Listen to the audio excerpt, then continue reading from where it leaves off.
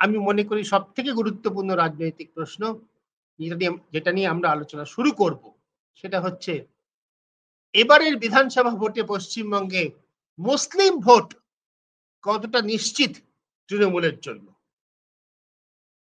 মুসলিম vote কতটা নিশ্চিত তৃণমূলের জন্য। এই মুসলিম ভোটের উপর দৃঢ়ভাবে ভরসা করে তৃণমূল কংগ্রেস পশ্চিমবঙ্গে তিনটে বিধানসভা নির্বাচন পার করেছে। বামফ্রন্টকে হটানো থেকে শুরু করে 2011 থেকে শুরু করে 11, 16, 21, 26-এ কি তাদের সামনে মুসলিম ভোট ততটাই নিশ্চিত? আমরা মনে করছি যে এটাই হচ্ছে এবারের পশ্চিমবঙ্গ বিধানসভা নির্বাচনে সবথেকে ক্রিটিক্যাল কোয়েশ্চেন, যার উপর নির্ভর করবে ভোটের ফলাফল। এর উত্তর হচ্ছে না। এমনকি 2024 সালের লোকসভা ভোট পর্যন্ত মুসলিম ভোটের উপর যতখানি তৃণমূল কংগ্রেস নিশ্চিতভাবে নির্ভর করতে পারত, এবার তা পারছে না। কেন পারছে না? তার অনেকগুলো কারণ রয়েছে। প্রধান কারণ হচ্ছে ওবিসি ফ্যাক্টর, আদার ব্যাকওয়ার্ড ক্লাসেস। 2024 সালে আপনাদের মনে আছে নিশ্চয়ই, ভোট পর্ব যখন চলছে, শুরু হয়ে গিয়েছে, তখন 12 বছর ধরে চলতে থাকা একটা মামলার রায় কলকাতা হাইকোর্টে বেরিয়েছিল। বিচারপতি রাজশেখর মান্থার নেতৃত্বাধীন ডিভিশন বেঞ্চ দিয়েছিল। সেটা হচ্ছে পশ্চিমবঙ্গে ওবিসি সংরক্ষণ যেভাবে হয়েছে সেটা অবৈধ, অসাংবিধানিক, সেটাকে বাতিল করা হলো। এই যে ওবিসি সংরক্ষণ, এটা খুব জটিল ব্যাপার। এটা একেবারে ঘাড়ের উপর কোপ যখন এসে পড়ছে না, তখন মাত্র বোঝা যায়।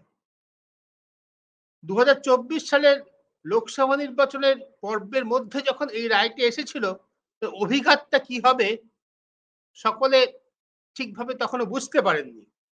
সাধারণ মানুষ যারা এর ভুক্তভোগী, তারা তো বুঝতে পারেনি।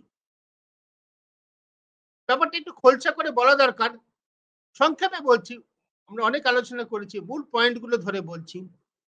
বামফ্রন্ট সরকার ক্ষমতা থেকে যাওয়ার ঠিক আগে পশ্চিমবঙ্গে আদার ব্যাকওয়ার্ড ক্লাসেস ওবিসি সংরক্ষণ বাড়িয়ে 7 থেকে 17% করলো।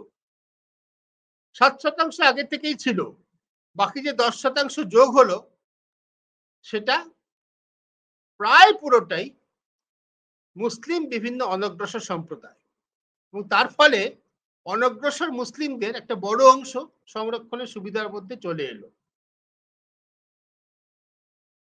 অব্যবহিত পরেই 2011 সালে তৃণমূল কংগ্রেস সরকার এলো। তারা যেটা করেছে ধাপে ধাপে, সেটা হচ্ছে যে 53টা, তারপরে 35টা আদার্স ক্লাসেস শ্রেণীকে যুক্ত করেছে এর মধ্যে। কিন্তু সবই বামফ্রন্ট সরকারের মতোই প্রশাসনিক নির্দেশ বলে। আইন সংশোধন করে ওবিসি কমিশন গঠন করে যে সাংবিধানিক প্রক্রিয়ার মাধ্যমে এটা করার কথা, বামফ্রন্ট সরকার যাওয়ার সময় তাড়াহুড়োতে করেনি, তৃণমূল কংগ্রেস গত 14 বছরেও করেনি। পশ্চিমবঙ্গে বহরমপুরে, মুসলিম অধ্যুষিত জেলা মুর্শিদাবাদের বহরমপুরে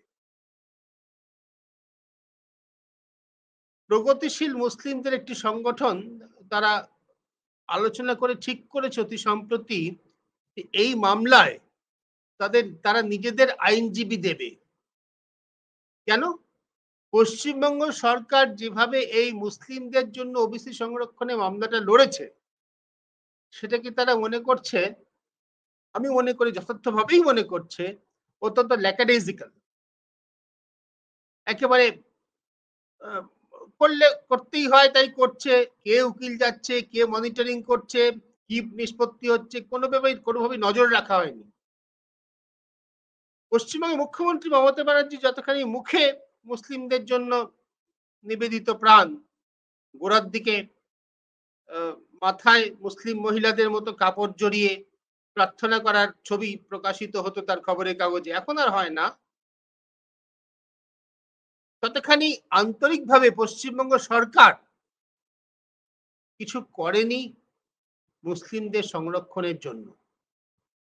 যার ফলে ওই 17% থেকে এখন সংরক্ষণ 7% নেমে এসেছে। 11 সাল পর্যন্ত যারা সংরক্ষণের সুযোগ পেয়েছেন তাদের কোনো অসুবিধা নেই। তারা চাকরিও-বাকরিও করতে পারেন, করছেনও বটে। কিন্তু এখন অনগ্রসর হিসেবে মুসলিমরা এই সুবিধার পাচ্ছেন না।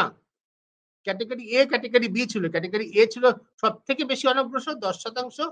ক্যাটেগরি বি হচ্ছে তুলনামূলকভাবে কম অনগ্রসর 7%। এই 10% সংরক্ষণ পুরোপুরি উড়ে গিয়েছে।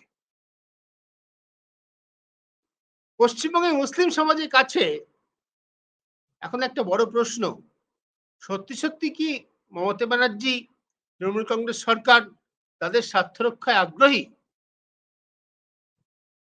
একটা ধর্মীয় সমাবেশে গিয়ে মাথায় কাপড় জড়িয়ে প্রার্থনা করা, এতে পশ্চিমবঙ্গের শিক্ষিত সচেতন মুসলিম সমাজ তারা কি ভুলবেন? নাকি তারা তাকিয়ে থাকবেন সত্যি তাদের সন্তান সন্ততিদের জন্য চাকরির ব্যবস্থা, শিক্ষাক্ষেত্রে সংরক্ষণের ব্যবস্থা হচ্ছে কিনা?